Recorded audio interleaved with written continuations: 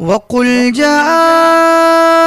الحق وزهق الباطل إن الباطل كان زهوقا۔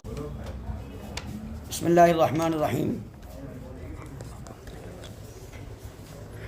معذرت نامہ ذمہ دارانہ جماعت تبلیغ نلگنڈا مورخہ 28 اپریل مطابق 7 شوال مکرم 1444 بروز جمعۃ المبارکہ قبل الجمعہ دارالعلوم نلگنڈا دفتر میں ذمہ دارانہ جماعت نلگنڈا جمع ہوئے، جنہوں نے بلا کسی تحفظ ذہنی کے کھلے عام غیر مشروط معافی مانگی۔ جو واقعہ بدبختانہ 2 شوال مکرم بروز اتوار بعد عشاء پیش آیا تھا وہ ہم سب کے لیے تکلیف دہ ہے۔ حضرت ناظم صاحب خطیب نلگنڈا خطبۃ العلماء والصلاح استاذ الاساتذہ حضرت مولانا شاہ سید احسان الدین صاحب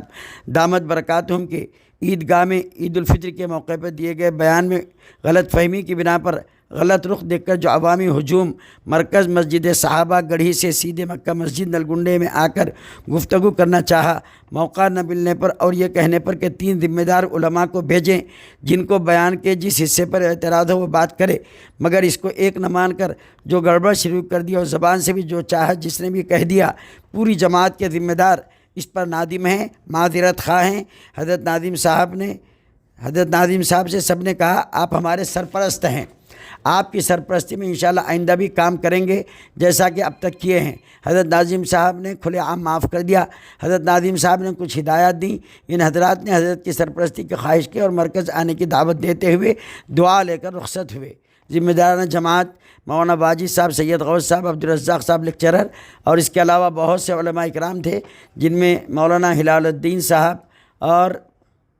مولانا یاسر صاحب، مولانا اطہر صاحب اور کون علماء اکرام، مولانا اسماعیل شریف صاحب، مولانا احمد صاحب اور راقم الحروف بقلم مفتی سید صدیق احمد اور بڑے حضرات جناب افضل الدین صاحب، شیخ امیر صاحب، احمد کلیم صاحب، حاجی جمیل اور انجینئر طاہر صاحب، عبد القدیر صاحب مکہ، محمد عثمان صاحب،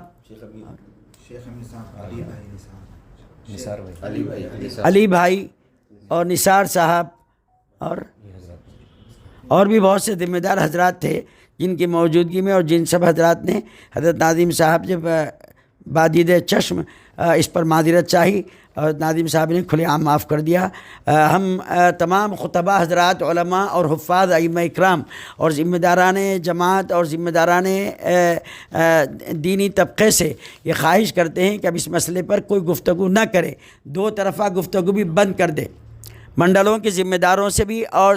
ضلع کے ذمہ دار اور خاص کر ضلع سوریا پیٹ اور مریال گڑا، کوداڑ اور دیورکنڈا، نارکپلی، چوٹو پل اور نکریکل اور جتنے علاقے ساگر، دیورکنڈا وغیرہ تمام علماء اکرام، خواص حضرات، جماعت کے ذمہ دار اور دینی ذمہ دار بلکہ عوامی حضرات سے بھی ہماری خواہش ہے کہ اس مسئلے پر کوئی گفتگو نہ کریں، اس مسئلے کو اب اس کے بعد کسی بھی بحث کا موضوع نہ بنائیں۔ یہ مسئلہ بالکل ایک وقتی تھا اور ختم ہو گیا۔ ویسے بھی ناظم صاحب نے پہلے ہی دن اس کو کھلے عام بند کر دینے اور یہ کہہ کر حدیث کے حوالے کے ساتھ ختم کرا دیا کہ میں یہ نہیں چاہتا کہ اس کی وجہ سے کوئی جماعت پر کوئی انگلی اٹھے، کیونکہ حدیث میں نبی کریم صلی اللہ علیہ وسلم نے صاف فرمایا طوبیٰ لعبد جعل اللہ مفتاحا للخیر ومغلاقا للشر، بڑی خوشخبری ہے اس کے لیے جس کو اللہ نے خیر کا تو ذریعہ بنایا اور شر کے بند ہونے کا ذریعہ بنایا، اور بڑی بدبختی شر الناس من، سب سے بدترین انسان وہ ہے جعل اللہ مغلاقا للخیر مفتاحا للشر، جس کی وجہ سے خیر بند ہو جائے اور شر وجود میں آ جائے۔